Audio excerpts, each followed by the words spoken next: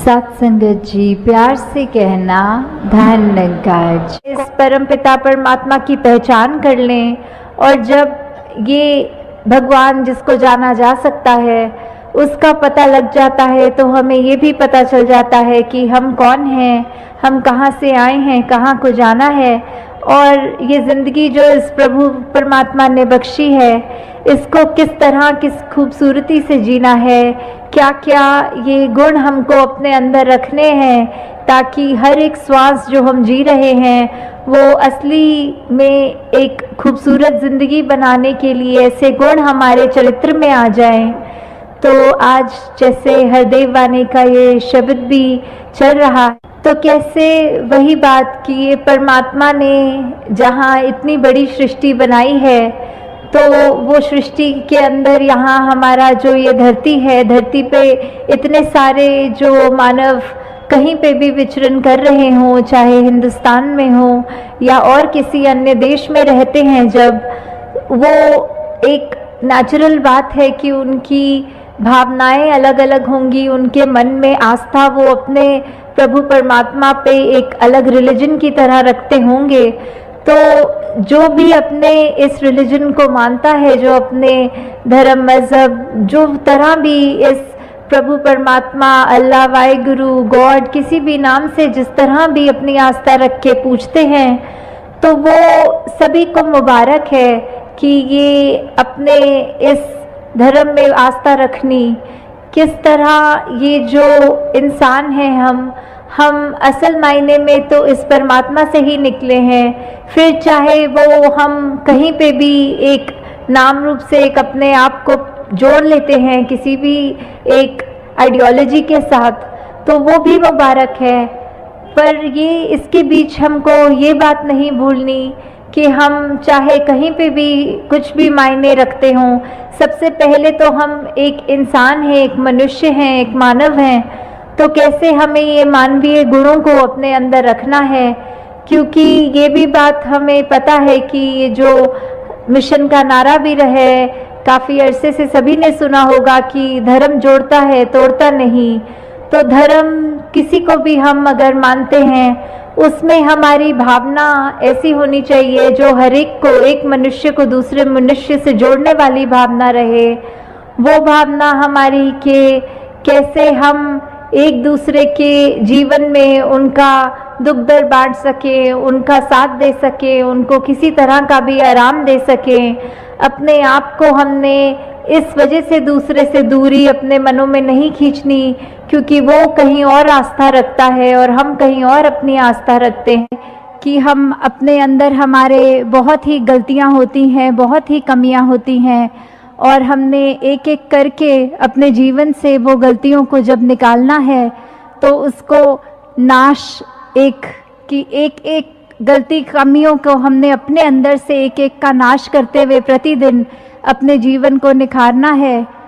और साथ ही फिर ये भी ध्यान आया कि इस शब्द से ये भी एक कॉनोटेशन बन रही है दासी के दिमाग में कि एक नाशिक, तो कैसे हमने अपने जीवन में कोई शिकवा नहीं कभी करना है, तो उसी को उसी रूप में लेकर कि ये परमात्मा प्रभु निरंकार ने हमको जो जीवन में जो जो भी बख्शा है, तो वो एक तौफीक ही है। कैसे हमने हर पल, हर सिचुएशन में ये देखना है कि इस निरंकार प्रभु परमात्मा ने दिया है, तो ये हमारे लिए सबसे अच्छा है। उस हाल में जिस तरह ये हमारे को इस रज़ा में रहना आए, कैसे उसी में ही हमने शुक्र करना है। यही मानकर चलें कि अगर ये हो रहा है तो इससे बेहतर हमारे लिए कुछ और नहीं हो सकता था। कैसे हमारे मन में जब ये शुक्राना आता है, मन से सारे गिले जाते हैं,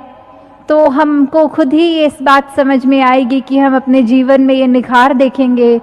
कि हमारे मन में वो परेशानी नहीं रहेगी, बेचैनी नहीं रहेगी।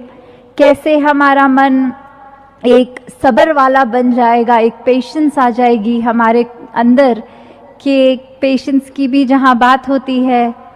तो वही देखा जाता है कि काफ़ी ऐसे कुछ ना कुछ स्थिति आ जाती है कि हम वो अपने मन को उस तरह लाचारी कह लें या उस तरह उस टाइम इम्पल्सिव होकर ऐसा कुछ किसी को कह जाते हैं या ऐसा कोई कर्म कर देते हैं जिससे हमारा तो नुकसान है ही और हम सामने वाले का भी नुकसान कर बैठते हैं। तो हमको जहाँ अपने जीवन में ये सब्र भी लाना है, वहीं इधर महाराष्ट्र के ही एक नाथ जी महाराज की वो कहानी जो सभी ने सुनी है कि कैसे उन्होंने भी अपने जीवन में एक एपिसोड ऐसा पढ़ने को मिला कि वो हमेशा जहाँ पे स्नान करने जाते थे नदी पे, तो वो जब जब लौटते थे तो एक व्यक्ति कोई ऐसा था जो उनके ऊपर कुल्ला कर देता था। तो वो उसको एक दो बार हुआ, हर दिन होने लग गया, दिन में एक दो बार ही होता था, वो फिर चले जाते थे स्नान करने, पर उस व्यक्ति को मुस्कुरा कर ही देखते थे। एक दिन तो 100 बार ऐसा हो गया कि वो जैसे ही स्नान करके आए उस व्यक्ति ने फिर वो गंदगी उन पे डाली, फिर वो स्नान करने चले गए। तो फिर भी ये जब हुआ तो उन्होंने अपना एक सब्र नहीं खोया, उन्होंने ये अपने मुंह से वो स्माइल नहीं हटाई, उसको उसके प्रति कुछ गलत नहीं सोचा और इससे अपना ही उन्होंने दिल को ये बड़ा किया। तो फिर उस व्यक्ति को भी जब ये बात समझ में आई कि ये उसका व्यवहार ना उसके लिए ठीक है और आगे वाले को भी नहीं परेशान करना, और उन्होंने भी उनसे ये राज पूछा कि आप ये मुझसे ये इस तरह आपको नाराज़ होना चाहिए था क्योंकि मैं आपके साथ ठीक नहीं कर रहा था। तो वहाँ उन्होंने भी उसको यही बात समझाते हुए कि कैसे ये सब्र बहुत ही एक इम्पॉर्टेंट है और कैसे हमको ये इम्बाइब करना है अपने अंदर कि हमारे जीवन का संदेश रहे, कैसे हम किसी में बिना भेदभाव किए ऊंची नीची कोई भी वजह से कि वो अलग दिखते हैं, अलग खाते हैं या वो दूसरे स्थान पे जन्मे हैं, हम कहीं और हैं, हमारा पहरावा दूसरा है, हमारी जाति दूसरी है, जब ऐसे मन में हम ये भाव लाएंगे तो हमारा ही नुकसान है। हमें ये समदृष्टि की निगाह से जब तक नहीं देखना किसी को, तब तक हमारे जीवन में भी वो असर नहीं आ पाएगा, वो हम संतों की बात, गुरुओं की बात पूरी तरह नहीं मान पाएंगे जब तक ये परिवर्तन हमने अपने जीवन में नहीं किया। तो वही बात कि चाहे हम ये बिलीफ, ये फेथ, ये आस्था, ये विश्वास जिस जगह पे भी टिकाएं, बात तो वही है कि वो मूल रूप में क्या है, वो एक है, एक को नूर है, ये एक से ही उपजा है हमारा अस्तित्व। तो ये एक ही है जो असल मूल है ये बात का। जैसे एक कहानी भी दासी को याद आ रही है कि एक बार एक टीचर ने अपने घर बच्चों को बुलाया ट्यूशन देने के लिए, तो वहाँ कॉफ़ी पिलाने के लिए एक अलग जगह पे एक थर्मस में कॉफ़ी रख दी और ग्लास भी साइड पे रख दिए, और वो ग्लास कुछ कांच के थे, कुछ स्टील के थे, कुछ प्लास्टिक के थे, ऐसे रख दी और बच्चों को बोला कि आज हम बाद में पढ़ाई करेंगे, पहले आप सब बच्चे कॉफ़ी पियो। तो जब वो चाय या कॉफ़ी जो भी उस थर्मस में थी बच्चों ने भरने के लिए अपने ग्लास उठाए वहाँ और उसमें भर के पिए, तो फिर वो सब बच्चे अपनी टीचर से यही पूछने लग गए कि आज ये आपने अलग से हमको क्यों ऐसा करने को कहा, हम तो पढ़ने आए थे, आपने पढ़ाया नहीं और इस कार्य में हमको ये पीने का आदेश दिया चाय का, कॉफ़ी का। तो उस पर फिर वो टीचर कहता है कि ये बात समझो, बहुत इम्पोर्टेंट जो है, आप सबने यहाँ अपने हिसाब से जो आपको लगा कि किसी को कांच का ग्लास खूबसूरत लगा तो उसने उस ग्लास को उठा के पिया, अगर किसी को वो स्टील का बर्तन, वो स्टील का ग्लास अच्छा लगा तो उसने उसको उठा के उसमें अपनी कॉफ़ी भर ली, और किसी को ये प्लास्टिक का थर्मोकोल का सुंदर लगा तो उसने उसको पसंद किया। तो आप सब यहाँ इसी बात पे ही आपका ध्यान रह गया कि दूर से देख रहे हो जब आप वो सारे ग्लास को, तो ये मन किया कि ये वाला ग्लास चाहे काश मेरे हिस्से लगे, और उसी भाव में फटाफट ये आपने एक होड़ भी लगाई, एक ये धक्का भी मारा एक दूसरे को, और आपने कैसे वो अपनी पसंद का ग्लास उठा लिया, उसमें कॉफ़ी भी भर के पी ली, पर वो कॉफ़ी का तो इतना आनंद नहीं लिया जितना आपने वो ग्लास को पसंद करने में ही वो समय लगा दिया, वो अपना पूरा ध्यान लगा दिया। तो कैसे मूल रूप में तो वो चाय या कॉफ़ी पीना ही एक असली चीज़ थी, पर कैसे उसको मूल को तो पीछे कर दिया, पर सुंदर दिखने वाली या अपने मन के मुताबिक चलने वाले ग्लास जो हमें पसंद आ रहे थे, कैसे उस ग्लास तक ही हम सीमित रह गए। तो वो गुरु ने, वो टीचर ने तो यही बताना था कि कॉफ़ी के बारे में कुछ समझाना था, पर बच्चों का ही ध्यान वो कॉफ़ी में नहीं गया, वो ग्लास में चला गया। तो ऐसे ही कहीं हमारा जीवन भी तो नहीं होता जा रहा कि हम ये सब धर्म और ये अलग अलग अपनी मान जहाँ पे भी आस्था रखते हैं, वहाँ पे जब हमने एक मूल रूप से ये एक के बारे में सीखना था, इसकी पहचान करनी थी, वो तो करी नहीं, पर बाकी चीज़ों पर ज़्यादा ध्यान देके ये सोच के कि असली मायने में एक यही है, तो वो बात हमको चेतनता अपनी लानी है कि कैसे हमको मूल से जुदा नहीं होना, जो हमारा एक हमारे ही एग्जिस्टेंस के लिए जो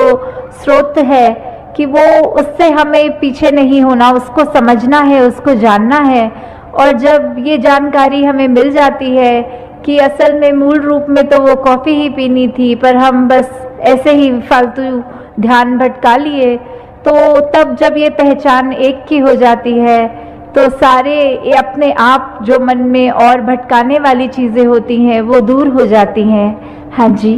जब सारे इंसान हैं हम तो आपस में टकराएं क्यों, नफरत हिंसा की भयानक आग को सुलगाएं क्यों। कि कैसे हमारे मनों में कभी ये नफरत, वैर, ईर्ष्या और भी कितनी बुरी भावनाएं ये जब जन्म ले लेती हैं, और उससे हमको पहले तो अपने मन के अंदर ही दूसरे के मन से ये टकरार की भावना जन्म लेती है। कोई ना कोई हम ऐसा कारण बना लेते हैं कि हम सामने वाले को पसंद नहीं कर रहे, तो ऐसी बातें करके अगर हमने फिर वो मन से उठ के अगला स्टेप भी ले कर लिया कि हम असली में दूसरे से लड़ पड़े, या एक किसी भी वजह से वो टकरार का रूप हमने उसको बना लिया, तो इसमें भी नुकसान किसका है। हमने सबसे पहले तो ये सारी बुरी चीज़ों को अपने ऊपर हावी होने दिया, अपने मन को काला किया। अगर हम यही हमेशा याद रखें कि ये परमात्मा तो अंग संग है और परमात्मा ने ही सब कुछ हमें एक अच्छा जीवन, ये संतों ने हमेशा अपनी वाणी में कैसे हमको मधुर होने का, हमको हम्बल एक ऐसा रहना कि हमको निम्रता के साथ रहना है, और भी कितने ये जो गुण